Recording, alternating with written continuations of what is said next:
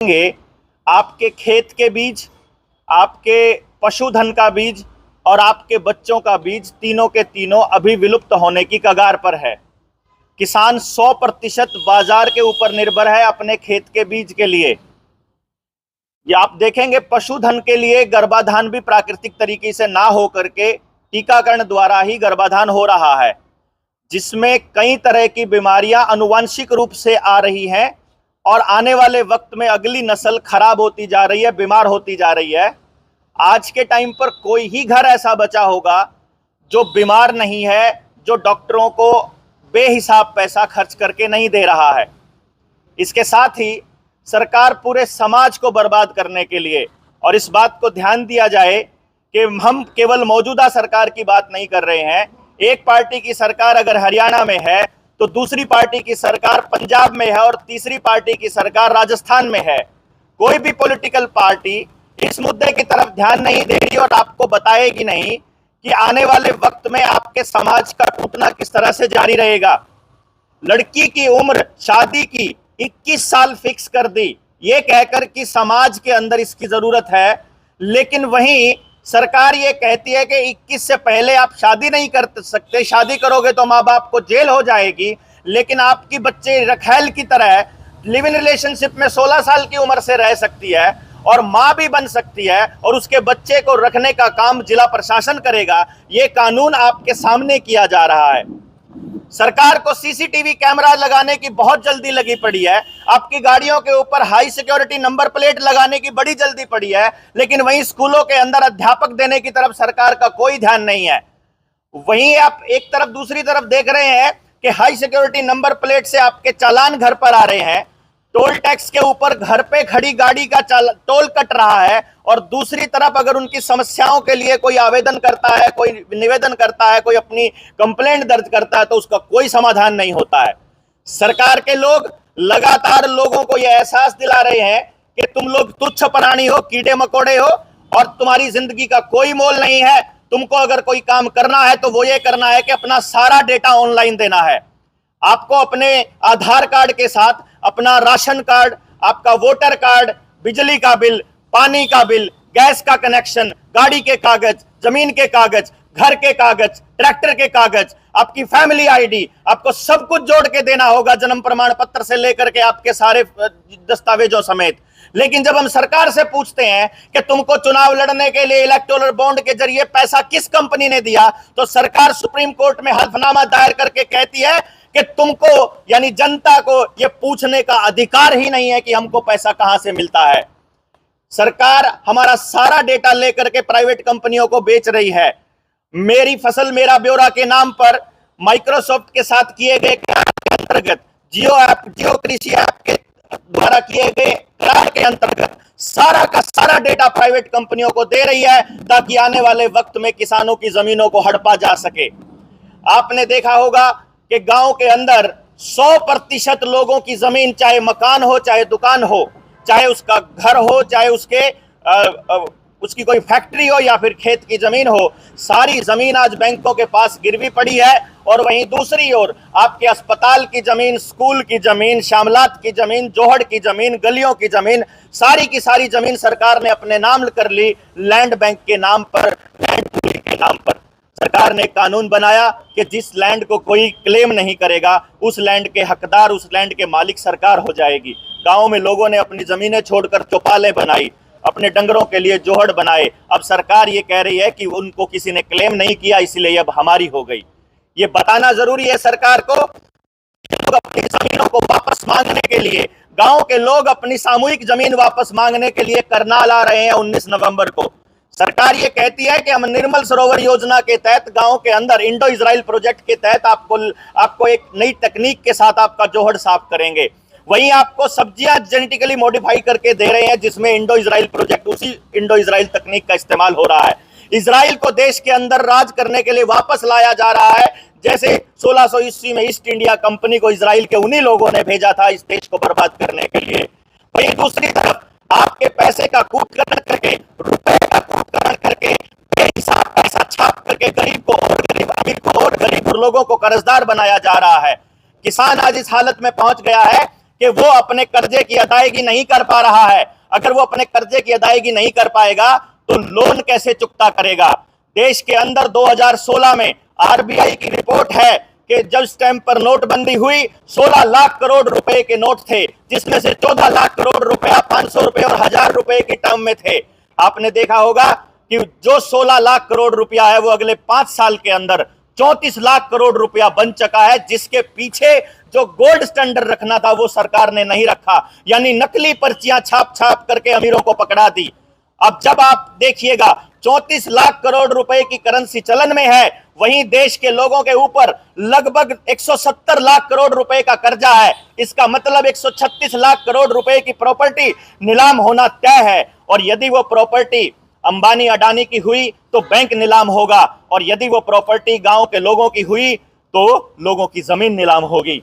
जनता सरकार मोर्चा, उनके पास कुछ दस्तावेज हैं, आरबीआई से निकलवाए हुए दस्तावेज हैं, जो कहते हैं कि सरकारों ने, इस सरकार ने भी, इससे पिछली सरकारों ने भी देश के लोगों के साथ धोखा किया है और अपनी मनमर्जी के नोट छापकर लोगों को बर्बाद किया है। वो दस्तावेज ये कहते हैं कि जिसने भी कोइनेज एक्ट 2011 बनाया है, जो कि पूरी तरह से इल्लीगल है, वो सारे पार्लियामेंट के सांसद जेल जाएंगे, वो प्रधानमंत्री जेल जाएगा, जिस आदमी ने उस कागज के ऊपर दस्तखत किए वो जेल जाएगा, जिसने भी पैसे का कूटकरण किया, आईपीसी की धारा 230 से लेकर 254 तक सारा का सारा ब्यौरा दिया हुआ है कि वो सारे जेल जाएंगे। अगर इस देश के लोगों को मालूम पड़ जाए, इस देश के नहीं, दुनिया के किसी भी देश को मालूम पड़ जाए कि एक रॉथस्चाइल्ड फैमिली है जो सारा पैसे का कारोबार अपने हाथ में रखती है और वही सरकारों को बनाने का काम करती है, वही ईवीएम कंपनियां बनाने का काम करती है और वही लोगों की सरकारों को खरीदने का काम करती है, तो आपको पता चलेगा कि यूनाइटेड नेशंस को लोन देने वाले भी वही हैं। आपको नहीं समझ में आ रहा कि यूनाइटेड नेशंस को लोन जिन देशों ने दिया वही देश यूनाइटेड नेशंस के कर्जदार हैं। वर्ल्ड बैंक को जिन्होंने लोन दिया और चंदा दिया वही देश वर्ल्ड बैंक के कर्जदार हैं। ये कर्जा कहां से आया है? ये ऊल जलूल छापे के कारण है। हेनरी किसिंगर ने अपनी किताब द इकोनॉमिक हिटमैन के अंदर बोला है कि दुनिया के जिस देश के लोगों को मालूम पड़ जाए कि पैसा छापने का खेल सरकारें कैसे करती हैं उद्योगपतियों के साथ मिलकर, तो उसी दिन देश के अंदर क्रांति आ जाएगी।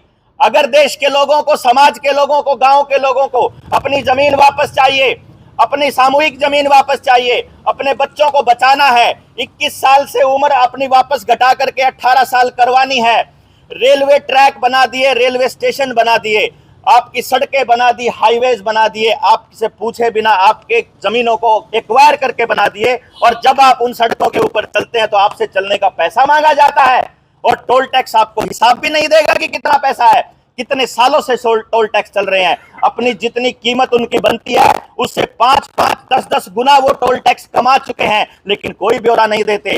जनता सरकार मोर्चा ये आह्वान करता है, हर टोल टैक्स के ऊपर वैसी ही एक मशीन लगनी चाहिए कि कितना पैसा इस रोड को बनने का लगा था, कितना पैसा इसके कमा चुका है, और आज जो ये गाड़ियां 20 गाड़ियां निकली तो उसी टाइम अपडेट, और जिस दिन उस सड़क की कीमत पूरी हो जाए उसी दिन टोल से उखड़ना चाहिए। और यदि सरकार ये हिसाब नहीं देगी तो ये टोल उखाड़ने का काम इस देश की जनता करेगी।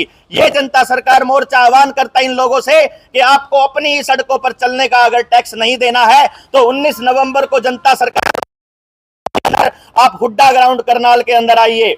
यदि आपको पता चले ग्राम सभा की अनुमति के बिना गांव के अंदर कोई भी आप फरमान जारी कर देते हैं और देश के लोगों का जीना दूभर कर देते हैं, और आप सड़क के ऊपर चलते हैं तो आपको 100 रुपया देना पड़ेगा, आप अगर कैश देंगे तो 200 रुपया देंगे। आपको नहीं मालूम है कि टोल टैक्स, आप किसी भी जगह पर आप रुपए को अगर कूटकरण करते हैं, उसकी वैल्यू कम करते हैं, तो आपको सीधा 8 साल से लेकर 10 साल तक की कैद है। देश के लोग अनजान हैं, उनको समझ पता नहीं, उनको सरकारें समझ होने नहीं देती। लोगों को बताना जरूरी है कि आपके अधिकार क्या है, आपकी ताकत क्या है। आपके वोट की ताकत है कि ये नेता आपके लिए निर्णय लेते हैं विधानसभा और लोकसभा में बैठ करके। आपके टैक्स के पैसे की ताकत है कि डीसी का घर चलता है, एसपी का घर चलता है, सरकारी कर्मचारियों का घर चलता है। ये सरकारी कर्मचारियों को अपने किराए पर रखकर ये समझते हैं कि आप इनसे जो मर्जी काम करवा लें। जो कर्मचारी लालच और डर के चक्कर में फंसकर इनके उल जलूल फरमानों को मानता रहता है, उस सरकारी कर्मचारी की मदद से सारे समाज को बर्बाद किया गया इन लोगों ने। आंगनबाड़ी वर्कर, आशा वर्कर, स्कूल का मास्टर, पटवारी, डीसी, एसडीएम, तहसीलदार, इन सब लोगों ने 2 साल पहले आपको बोला कि आप इंजेक्शन लगवाइए, आप अपने बच्चों को बचाइए। उन्होंने ऐसा कहा, लेकिन आज शरीर के अंदर गए केमिकल की बदौलत आपके गांव के अंदर हार्ट अटैक, ब्रेन हैमरेज, लकवा, नपुंसकता, बांझपन, पीरियड्स में इरेगुलरिटी, मिसकैरेज, शरीर का टूटना, घुटनों में दर्द, याददाश्त की कमी होना, आंखों में जलन, आपके सिर का दर्द, आपके शरीर का दर्द कम नहीं हो रहा। क्या इसका मुआवजा नहीं मांगोगे? आपके बच्चों को बर्बाद कर दिया और आप चुपचाप घर में बैठे रहोगे? यदि आपको सरकार के किए गए अत्याचारों का मुकाबला करना है और उसका मुआवजा मांगना है तो आप आइए 19 नवंबर को। आपके ऊपर कितना ही बड़ा कर्जा है, हम जो दस्तावेज आरबीआई से निकाल कर लाए हैं वो ये साबित करते हैं कि सरकारों ने और बैंकों ने आपके साथ फ्रॉड किया है। 500 से ज्यादा एप्लीकेशन जनता सरकार मोर्चा लगा चुका है। 100 से ज्यादा घरों पे लगे हुए बैंकों के ताले जनता सरकार मोर्चा के लोग और मकानों के मालिक तोड़ चुके हैं और ये बता चुके हैं कि तुम फ्रॉड कर रहे हो, और बैंकों के पास किसी भी बात का जवाब नहीं है। जवाब क्यों नहीं देते हैं कि आप नकली पैसे में डील कर रहे हो कि असली पैसे में डील कर रहे हो, कि तुमने हमको जो पैसा दिया वो आया कहां से, जब देश के अंदर पैसा है ही नहीं, जब देश के अंदर करेंसी ही 34 लाख करोड़ रुपया है, तो आपने 170 लाख करोड़ रुपए के करीब का पैसा अपने लोन पर दे कैसे दिया, ये समझना पड़ेगा आप लोगों को। आपको अपनी नस्ल बचानी है, फसलों की, डंगरों की, मकानों की, आपके बच्चों की नस्ल बचानी है तो आपको आना ही होगा। आरटीआई का कानून, आपको मालूम है कि आप अपने बारे में जानकारी पता नहीं कर सकते। आपने टैक्स का पैसा दिया, वो जो नेता है, वो जो काम करने वाला कर्मचारी है, वो कर्मचारी आपका नौकर है और आप अपने नौकर के बारे में जानकारी नहीं ले सकते। वो अमेंडमेंट करके रोज के रोज आरटीआई के कानून को कमजोर कर रहे हैं और देश की जनता को अपने हितों से, अपने अधिकारों से वंचित कर रहे हैं। क्या हम इस बात से अनजान रहें? नहीं। जनता सरकार मोर्चा के लोग हर मौके पर देश के अंदर चल रही इन सरकारों की, इन नेताओं की, इन कर्मचारियों की गद्दारी के खिलाफ लड़ता रहा है। हमने लॉकडाउन बंद कराया, हमने हुसैनीवाला के अंदर परमानेंट एक जोत जलवाई, घी से, देसी घी से जोत, जो भगत सिंह और सुखदेव और राजगुरु की जो समाधि स्थल था वहां पर। हम लोगों ने आपके वैक्सीनेशन से आपके देश को बचाया, आपके बच्चों को बचाया। क्या आप इन लोगों का साथ नहीं देंगे? क्या आप जनता सरकार मोर्चा के लोगों को बताएंगे नहीं कि उनके साथ कितने लोग खड़े हैं? यदि हाँ, तो आपको 19 नवंबर को परिवार सहित सेक्टर 12 के हुड्डा ग्राउंड में आना पड़ेगा नस्ल बचाओ रैली के अंदर। आपको और मुद्दों के ऊपर, ढेर ऐसे मुद्दे हैं जिसमें आपकी जिंदगियां बर्बाद की जा रही हैं, जो हमारे साथी हैं वो आपसे चर्चा करेंगे, आपके सवालों के जवाब देंगे। लेकिन ये हमने आपके सामने एक हल्की सी एक प्रीव्यू दिया है कि कितने बड़े मुद्दे हैं समाज में जो कोई पॉलिटिकल पार्टी, कोई सामाजिक संगठन नहीं उठा रहा है।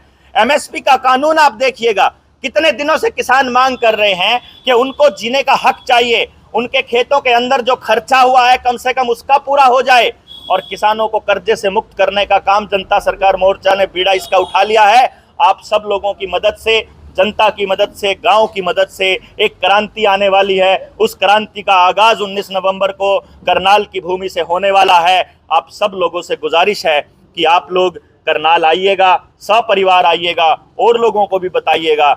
जिसको भी अपनी समस्याएं सरकारों से हैं, उन सभी तरह की समस्याओं से लड़ने के लिए एक तरह की व्यवस्था खड़ी की जाएगी, और व्यवस्था परिवर्तन का अभियान जो कभी राजीव दीक्षित भाई ने सपना देखा था, उस सपने के लिए हम लोग काम कर रहे हैं। ऐसे लोगों का साथ देना समाज की जिम्मेदारी भी बनती है। तो आप सब लोगों से आह्वान करते हैं, जनता सरकार मोर्चा के साथी, कि आप सब लोग आइएगा 19 नवंबर को और इस रैली का हिस्सा बनिएगा। मैं गुजारिश करूंगा भाई विकास भाई से कि वो आगे की बात को कंटिन्यू करें। नमस्कार। ज़्यादा बातें तो डॉक्टर साहब ने बता दी हैं। मेरा तो केवल इतना है कि जो भी ये पहला मौका है हरियाणा नहीं पूरे देश के अंदर, जब कोई सामाजिक संगठन समाज की और देश की जितनी समस्याएं हैं सारी की सारी, चाहे वो आर्थिक हो, चाहे सामाजिक हो, चाहे किसान की हो, चाहे मजदूर की हो, चाहे व्यापारी की हो, चाहे कर्मचारी की हो, चाहे शिक्षा की हो, चाहे स्वास्थ्य की हो, सारी समस्याओं का एक जगह इकट्ठा करके उनका एक समाधान, एक जगह से समाधान करने का प्रयास हम लोग करेंगे 19 तारीख को। तो मेरा तो केवल निवेदन ये है कि 19 तारीख को काम धंधे का टाइम है, अपने काम को छोड़ के अपने घरों से निकलो ऐसा मौका कभी कभार आता है कि जनता सरकार मोर्चा आपकी सभी समस्याओं को लेकर के लड़ाई लड़ रहा है। और मुख्य जो समस्या है, जो व्यापारी भी है, मजदूर भी है, किसान भी है, वो सारे कर्जवान हो चुके हैं। और जो सरकार हमारे साथ बड़े लेवल पर धोखा कर रही है, किसानों के साथ धोखा कर रही है। MSP अभी तक जो है दे नहीं रही है। कम से कम 45 लाख करोड़ रुपये किसानों का बकाया सरकार की तरफ। वो सारे के सारे हिसाब किताब हम 19 तारीख को सरकार से हम अपने करवाने वाले हैं। तो आप सबके माध्यम से मेरा हरियाणा के नहीं पूरे देश के किसान भाइयों से भी, मजदूर भाइयों से भी निवेदन है कि ज़्यादा से ज़्यादा 19 तारीख को आओ। और ये जो क्रांतिकारी साथी इस काम में लगे हुए हैं, वो तो इनका हौसला बढ़ाओ। तो इतना मुझे करना था कि 19 तारीख को तरफ आ गया। अक्षय भाई कुछ बोलेंगे? सभी को नमस्कार, राम राम।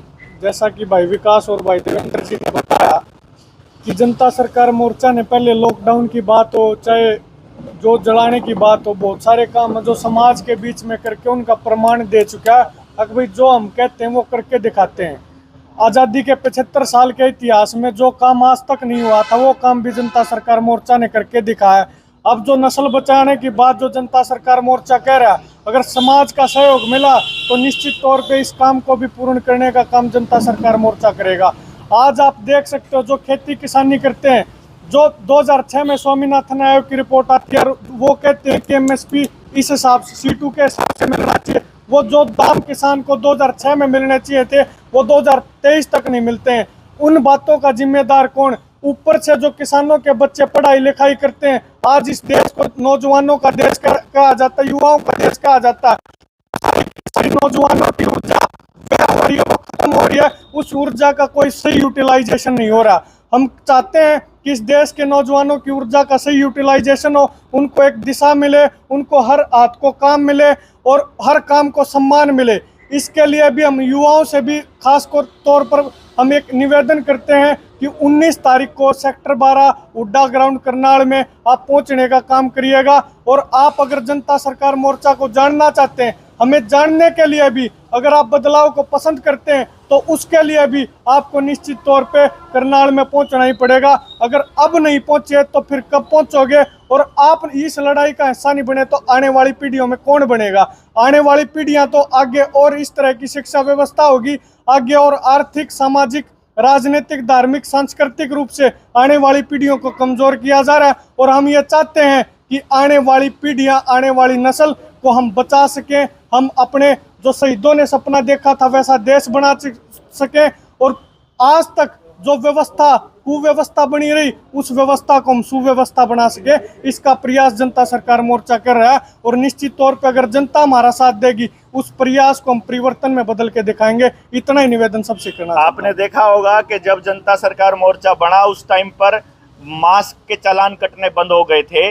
उसी प्रकार से जिस दिन जींद की टीम ने, सुशील भाई ने जब लीड करके किसानों के 2 ट्रैक्टर वापस किए, उस दिन से लेके आज तक किसी रिकवरी वाले की इतनी हिम्मत नहीं है कि वो किसी किसान के ट्रैक्टर को हाथ लगा दे। मैं चाहूंगा कि सुशील भाई भी अपनी बात रखें और बताएं देश के लोगों को और किसानों को कि उनका आना क्यों जरूरी है।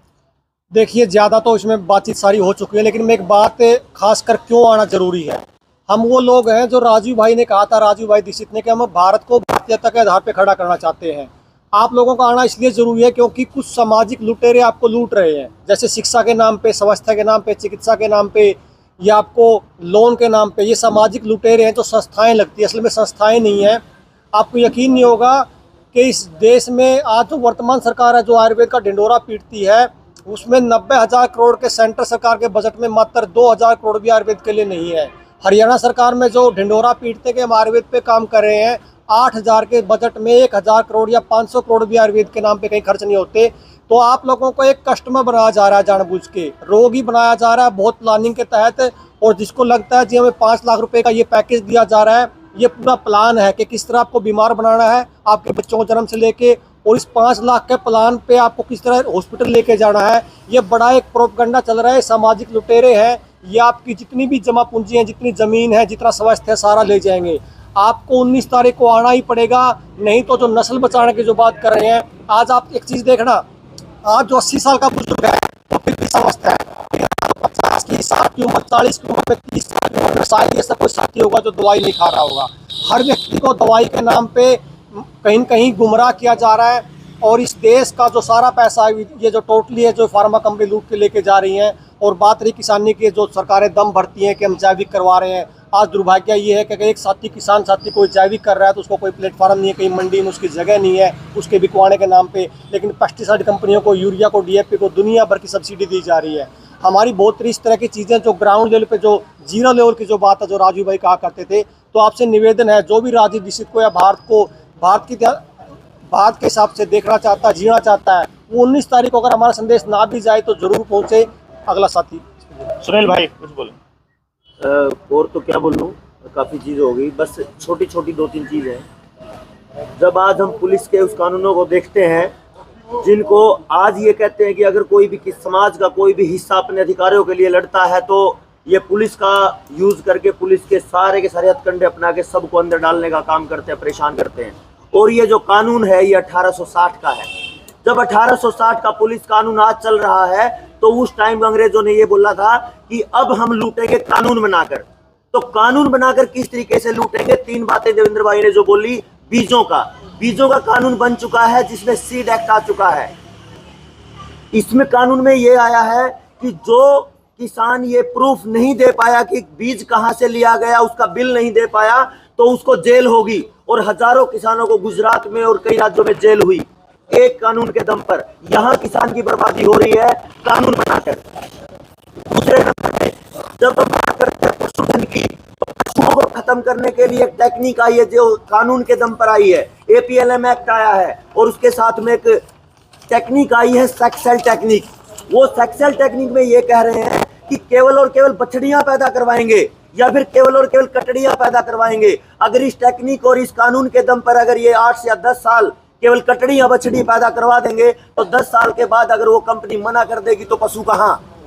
तो पशुओं को साफ खत्म करने का ये प्लान है, खेती को खत्म करने का ये प्लान है। और जो तीसरा कानून है जिसकी बात बार बार करते आए हम, ART टेक्निक, ये कानून में बदल दिया गया है, असिस्टेड रिप्रोडक्टिव टेक्निक। यानी अगर किसी को IVF सेंटर में जाके बच्चा पैदा करना है तो उसको भी सरकार से परमिशन लेनी पड़ेगी। वो अपनी पूरी की पूरी स्पेसिफिकेशन, नोटिफिकेशन के अकॉर्डिंग, अपने रूल रेगुलेशन के अकॉर्डिंग आपको बीज दिया जाएगा, सीमन दिया जाएगा। इसके अनुसार ही आगे बच्चे पैदा होंगे। यानी आपकी सृष्टि में 3 ही तरीके की नस्लें हैं। खेत की नस्लें वो कानून बनाकर बर्बाद हो रही हैं, दूसरा पशुओं की नस्लें वो कानून बनाकर बर्बाद की जा रही हैं, पशुओं का बीज नाश, और तीसरे नंबर पे मानव बीज, वो भी कानून और नियम और टेक्निक ला के बर्बाद किया जा रहा है।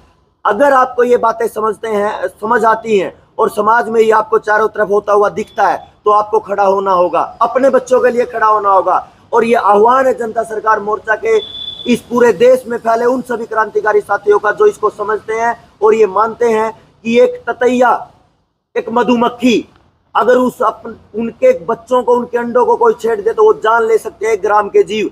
1 ग्राम का 2 ग्राम का जीव अपनी संतान को बचाने के लिए अटैक करता अपने दुश्मन पर। और हम बैठे महान लोग, हमने अपने बच्चों के लिए क्या किया?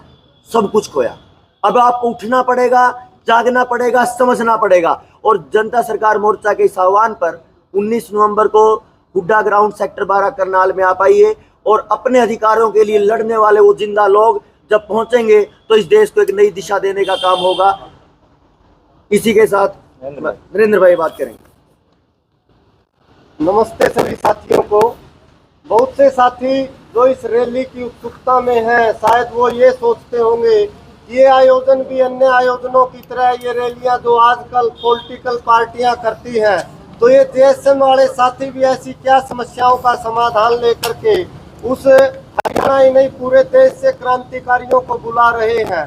तो आज जो समस्याएं हैं, हम समाज से केवल एक निवेदन करना चाहते हैं कि समाज बैठ करके ये चिंतन करे, ये जो समस्याएं हैं, ये समस्याओं के मूल में समाज है, या वो किसान है, या वो मजदूर है, वो कर्मचारी है, वो व्यापारी है जो अपने कर्तव्य को ईमानदारी से निभा रहा है, या आप और हम बैठ करके ये तय करें कि आप ये इन समस्याओं के मूल में अगर समाज नहीं है तो क्या सरकारें हैं? सरकारों की जब बात आती है तो लोग पार्टियों में बट जाते हैं। हम ना किसी व्यक्ति के विरोधी हैं, ना किसी पार्टी के विरोधी हैं। हम केवल समाज को ये बताना चाहते हैं कि आज तक जब तेरे खेत को बर्बाद किया गया, जब तेरे बच्चे को उस क्लासरूम के नाम पर वो शिक्षा दी गई, लेकिन आज क्या आपका हर बेटा हर बेटी जो शिक्षित होकर के विद्यालय से निकलता है, क्या इन सरकारों ने आपके बच्चे को जो डिग्री दी वो डिग्री उस बच्चे का और उस परिवार का पोषण कर पा रही है? यदि आपके बच्चों को मिलने वाली डिग्रियां उन बच्चों के भविष्य को और उस समाज के भविष्य का निर्माण नहीं कर पा रही हैं, तो क्या समाज इन सरकारों से पूछने की हिम्मत नहीं कर सकता? तो जो इस समाज को चलाने वाली वो खापे हैं, वो पंचायतें हैं, कि वो किसान आंख मूंद करके अपने सरकारों के द्वारा दिए गए उन बीजों को, उन खादों को और जहर को डाल करके मजबूर है इस देश की संतति को बर्बाद करने के लिए।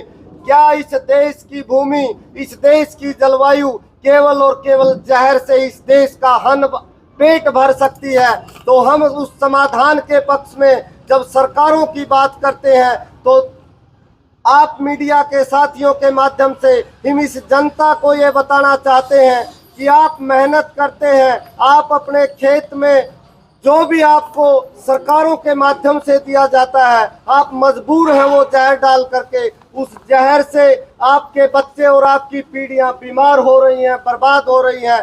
तो समाधान समाज को भी निकालना पड़ेगा और इन सरकारों से भी आपको पूछना पड़ेगा। यदि मूक दर्शक होकर के हम तमाशा देखते रहे और अपने अपने स्वार्थों में केवल और केवल पार्टियों में बंट करके ये सोचते रहे कि ये लोग भी राजनीति की बात करते हैं, क्योंकि आपके जन्म से लेकर के मृत्यु तक सब कुछ सरकार तय कर रही है। आपका समाज, आपकी खाप, आपकी जाति कुछ भी तय नहीं कर पा रही है। इसलिए सब 19 तारीख को ऋषि दयानंद ने एक बात कही थी कि स्वदेशी और स्वतंत्र। आज समाज के उन नेताओं से, मुखियाओं से, जाति के प्रतिनिधियों से जनता सरकार मोर्चा के ये साथी ये पूछते हैं कि आप अपने बच्चों के लिए, अपने लिए जब कुछ भी नियम कायदे नहीं बना पा रहे, तो क्या ऋषि दयानंद ने जो सपना देखा था, आजादी के मायने थे जब समाज का अपना तंत्र हो, समाज गुलामी की बेड़ियों से बाहर आए। आज हम गुलाम हैं खेती के मामले में, आज हम गुलाम हैं शिक्षा के मामले में, आज हम गुलाम हैं चिकित्सा के मामले में। आज समाज को विवश कर दिया गया है कि हम जब समस्या की बात करते हैं तो हम समाधान में सरकारों से ये पूछते हैं कि यदि आपका कोई व्यक्ति बीमार होता है तो उस व्यक्ति को अपने इलाज के लिए अपनी चिकित्सा पद्धति का भी अधिकार होना चाहिए। लेकिन 5 लाख रुपए की जो बात की थी, सुशील भाई ने जो बताया था, आज इस देश की सरकार ने इस बजट के अंदर से इतना पैसा इस बीमे के नाम पर बर्बाद कर दिया। यदि वो पैसा इस देश के स्वास्थ्य इंफ्रास्ट्रक्चर पर लगाया जाता तो ये देश पूरी दुनिया में अपनी आयुर्वेद, होम्योपैथी, प्राकृतिक चिकित्सा का सिरमौर बन सकता था। 5 लाख रुपए एक साल में एक परिवार के नाम पर उड़ा दिए जाते हैं। ये इतना हजारों लाखों करोड़ रुपए है। और दूसरी बात, मैं उन बुद्धिजीवी साथियों से एक बात और पूछता हूँ कि मल्टी इलेक्ट्रल टैक्स और मल्टी इलेक्ट्रल व्यापार के नाम पर जब पूरी दुनिया को डॉलर के नाम पर गुलाम बना दिया गया है, किसी भी इस देश के किसी भी पार्टी का नेता, आज आप भाजपा का विरोध कर लीजिएगा, आप कांग्रेस को देख लीजिएगा, इस देश की किसी भी पार्टी का नेता ये तय नहीं कर पा रहा कि कब तक ये देश डॉलर और रुपए की ये जो 82 और 1 का गैप है, कब तक हम अपने देश के संसाधनों को लुटवाते रहेंगे। कोई ये नहीं पूछता कि वो डॉलर छप कहाँ रहे हैं।